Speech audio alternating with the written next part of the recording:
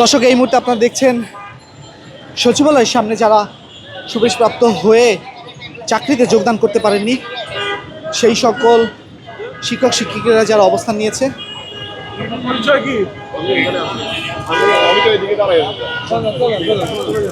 দর্শক, এই জায়গাটি থেকে যারা সুপারিশপ্রাপ্ত হয়ে যারা যোগদান করতে পারেন তাদেরকে এভাবেই বিনয়ের সাথে সরিয়ে দিচ্ছে পুলিশের যারা কর্মকর্তা রয়েছেন, এবং শুধুমাত্র নারীরা কিন্তু রয়েছেন, তারা রাস্তার উপরেই বসে পড়েছে। তবে যারা পুরুষ যারা রয়েছেন তাদেরকে অনেকভাবেই কিন্তু পুলিশ বুঝিয়ে এই বিক্ষোভ যারা সচিবালয়ের মুখী হয়েছেন তাদের এই জায়গা থেকে সরিয়ে দেওয়ার চেষ্টা করছে।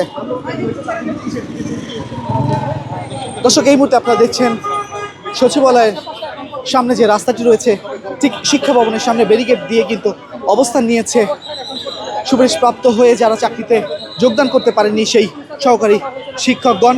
এবং বর্তমান যে অবস্থা সেটা আপনারা চেষ্টা করছি। এই সুপারিশপ্রাপ্ত প্রাথমিক শিক্ষক যারা তারা সকাল থেকে কিন্তু শাহবাগে অবস্থান নিয়েছিল। শাহবাগ থেকে তারা হুট করে এই যে কিছুক্ষণ আগে আপনারা জানেন যে আধা ঘন্টা আগে এদিকে শাহবাগ থেকে তারা বললো যে তারা এখান থেকে প্রেস ক্লাবে গিয়ে অবস্থান করবে। এখন প্রেস ক্লাবের কথা বলে তারা কিন্তু হুট করে কি হলো যে এই শিক্ষা ভবন দিয়ে তারা সচিবালয়ের সামনে যেতে চায়। তো সচিবালয় আপনারা জানেন 144 সবসময় জারি করা, এখানে একটা প্রোটেক্টিভ এরিয়া, এখানে তারা বারবার এই কাজটাই করতেছে। আমরা তো এখানে তারপরে ধৈর্য ধরে তাদেরকে এখানে আটকায় দিছি। এরপরে যখন যাইতে চায় না তখন ডিসপার্স করার জন্য আমরা পানি মারছি। এই পানি মারার পরে তারা কিন্তু এখানে বসে গেছে, আপনারা দেখছেন এখানে বসে আছে। ঠিক আছে, আমরা ওইখানে বসে থাকতে দিচ্ছি, ওরা বসে থাকুক, যেন সচিবালয় থেকে না যায় এটা আমরা খেয়াল রাখতেছি। পুলিশের কথা শুনছিলাম এবং তারা বলছিলেন। দর্শক, আপনারা দেখছিলেন যে রমনা বিভাগের ডিসি যিনি মাসুদ সাহেব যিনি ছিলেন, তিনি যেমনটা গণমাধ্যমকে বলছিল যে এই সচিবালয়ের দিকে যারা অগ্রসর হয়েছে এবং তাদেরকে ঠিক শিক্ষা ভবনের সামনে তাদেরকে পথ রোধ করে, কারণ তারা শাহবাগ থেকে যখন এসেছে তখন তারা এমনটি বলেছিল যে তারা প্রেস ক্লাবের অভিমুখে যাচ্ছে, কিন্তু প্রেস ক্লাবে তারা না গিয়ে সচিবালয়ের মুখে যখন তারা যাওয়ার জন্য চেষ্টা চালাচ্ছিল তখনই কিন্তু তাদেরকে পুলিশ প্রতিরোধ গড়ে তোলে এবং তারা কিন্তু আর সামনের দিকে অগ্রসর হতে পারেনি। এবং আমরা দেখেছি যে ব্যারিকেড ভেঙে তারা সামনের দিকে যখনই অগ্রসর হওয়ার চেষ্টা করে, পরবর্তীতে কিন্তু তাদের উপরে ঠিক এই জল কামান দিয়েই পানি নিক্ষেপ করা হয়, কিন্তু সেই পানি উপেক্ষা করে তারা এই জায়গাটিতে অবস্থান করছিল। এবং সেই সাথে তাদের সাথে যারা সুপারিশপ্রাপ্ত হয়ে চাকরিতে যোগদান করতে পারেনি পুরুষ যারা ছিলেন তাদেরকে পুলিশ এই জায়গাটি থেকে কিন্তু ধাওয়া দিয়ে তাড়িয়ে দেয়।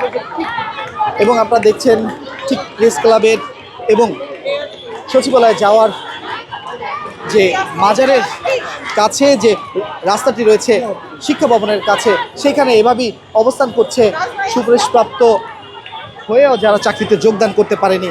আমরা দু একজনের সাথে একটু কথা বলতে চাই। ভাইয়া, আমরা বিধ্বস্ত, আমাদের কথা বলার কোনো মান মানসিকতা নাই। আমরা 11 দিন যাবত রাস্তায় পড়ে আছি, সেটা কি রাষ্ট্র দেখে না? রাষ্ট্র আমাদেরকে সুপারিশপ্রাপ্ত করছে, আমাদের রাজপথে থাকার তো আমাদের জায়গা না। আমাদের অবস্থান আজকে 11 দিন যাবত শান্তিপূর্ণ। আমরা আমাদের দাবি শোনার মতো কি কেউ নাই? আমরা এই সরকারের আমলে সুপারিশপ্রাপ্ত। আজকে আমাদের রায়ের কথা ছিল, আজকে আমরা চাই আমরা চূড়ান্ত রায়ে আমরা জিতে গিয়ে আমরা শিক্ষক হিসেবে সুপারিশপ্রাপ্ত হয়েছিলাম। আজকে নিজের অধিকার বাস্তবায়ন করে আমরা আমাদের জায়গা থেকে রাজপথ ছেড়ে দিতে চাই। রাজপথ ছাড়ার কোনো অবস্থান আমাদের নাই, আমাদের পিঠ দেয়ালে ঠেকে গেছে। আমরা চাই আমাদের যোগদান নিশ্চিত করে দেখ, আমরা এই রাজপথ ছেড়ে দিব। শিক্ষকের জন্য রাজপথ না, শিক্ষকের জায়গাও রাজপথ না। আমরা আজকে 6531 জন সদস্য আজকে একটা পরিবারে দাঁড়াইছি, সেই পরিবারে একান্তই নির্যাতিত পরিবার। আমরা এই নির্যাতন আর মানতে পারছি না। 11 দিনের ভিতরে যদি আমরা জলকামানের নিচেই পড়ে থাকতে হয়, তাহলে আমাদের শিক্ষক হিসেবে সুপারিশপ্রাপ্ত করতে বলেছিল কে? এই জবাব রাষ্ট্র কখনো দিতে পারবে? রাষ্ট্র এতটাই বর্বর হয়ে গেছে যে নারী, শিশু, বাচ্চা সহ সবাইকে রাস্তায় নামায় দিছে। রাস্তা তো আমাদের জায়গা না। আমরা বারবার বলতেছি আমাদের অবস্থান শান্তিপূর্ণ, আমাদের নাশকতা করার কোনো ইচ্ছা নাই। আমরা সচিবালয় যাই, আমরা প্রেস ক্লাব যাই, আমরা শাহবাগ থাকি, যেখানেই থাকি আমাদের অবস্থান শতভাগ শান্তিপূর্ণ। আমরা আমাদের দাবি আদায় করতে আসি নাই, আমরা আমাদের অধিকার নিশ্চিত করতে আসছি। দর্শক, আপনারা যেমনটি শুনছিলেন, আমরা আপনাদের মাঝে তুলে ধরছিলাম যে এখানে যারা রয়েছেন তাদের কথাগুলো, এবং তারা যেমনটি বলছিল যে তাদের জন্য রাজপথ নয়, তারা এই রাজপথ ছেড়ে চলে যেতে চায়। যতক্ষণ পর্যন্ত তাদের দাবি মানা না হবে তারা এই রাজপথই থাকবে, এমন কথা কিন্তু তারা বলছিল। দর্শক, এতক্ষণ আপনারা দেখছিলেন ঠিক সচিবালয়ের সামনে যে রাস্তাটি রয়েছে তার প্রবেশদ্বারে এইভাবেই পুলিশ ব্যারিকেড দিয়ে অবস্থান নিয়েছে, এবং সেই সাথে যারা সুপারিশ প্রাপ্ত হয়ে যারা চাকরিতে যোগদান করতে পারেনি সেই সকল নারীরাও কিন্তু অবস্থান নিয়েছে এবং তারা রাস্তার উপরে বসে পড়েছে। এবং সেই সাথে আমরা এমনটাও দেখছি যে এখানে জলকামান দিয়ে তাদেরকে এই জায়গাটি ছেড়ে চলে যাওয়ার জন্য পুলিশ অনেকবার চেষ্টা করলেও কিন্তু সেটি আসলে সফল হয়নি। পরবর্তীতে কিন্তু আমরা দেখেছি যে আমরা শুনেছি যে এখানে দেখেছি এবং শুনেছি যে রমনা বিভাগের যিনি ডিসি রয়েছেন তিনি যেমনটা বলছিলেন যে যেহেতু এখানে নারীরা বসে পড়েছেন, তারা বসে থাকুক, সেজন্য কিন্তু তারা আর কোনো ধরনের এই জায়গাতে তাদের উঠানোর কোনো প্রক্রিয়া আমরা দেখছি না। এবং সেটি কিন্তু আমরা এই যিনি রমনা বিভাগের ডিসি রয়েছেন তার মুখ থেকে আমরা শুনেছি। দর্শক, আপনারা দেখছিলেন কালের কণ্ঠ এবং সাথে ছিলাম আমি মোহাম্মদ রাইয়ান হোসেন।